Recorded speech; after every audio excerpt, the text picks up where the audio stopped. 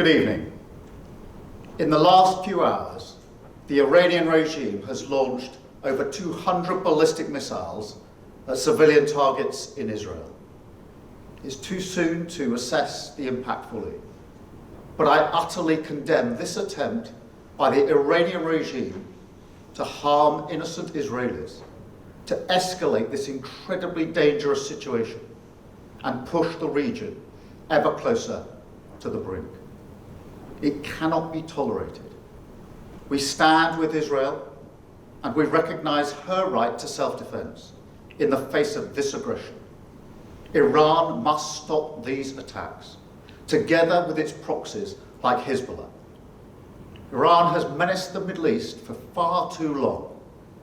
Chaos and destruction brought not just to Israel, but to the people they live amongst in Lebanon and beyond. Make no mistake, Britain stands full square against such violence. We support Israel's reasonable demand for the security of its people. I've spoken today to Prime Minister Netanyahu, the King of Jordan, President Macron, and Chancellor Scholz. In the last week, I've also spoken to other leaders, including Prime Minister McCarthy of Lebanon, President Abbas, the leader of the Palestinian Authority, to try to find the space for a political solution to the conflicts in Lebanon and Gaza.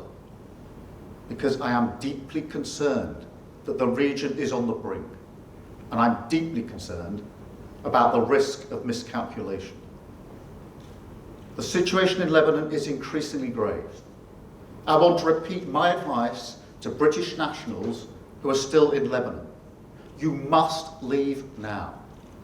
You should register your presence with government officials on our website.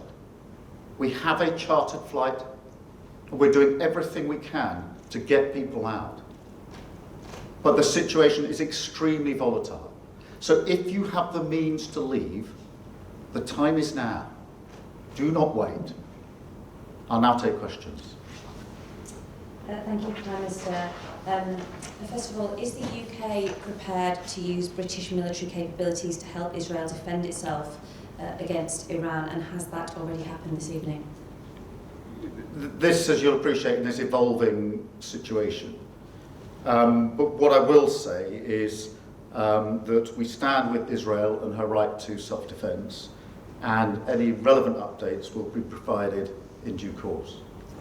And on that phone call with Benjamin Netanyahu this evening, you and other world leaders have been calling for a ceasefire, for de-escalation in the region. It doesn't seem that those calls are being heard. Can you give us any more detail on what you said tonight to him? Well, I won't go into the full details, but in all of the calls I've been making with world leaders, I have expressed my concern that the region is on the brink and there's a high risk of miscalculation, and therefore we have to find a route to de-escalate on all fronts.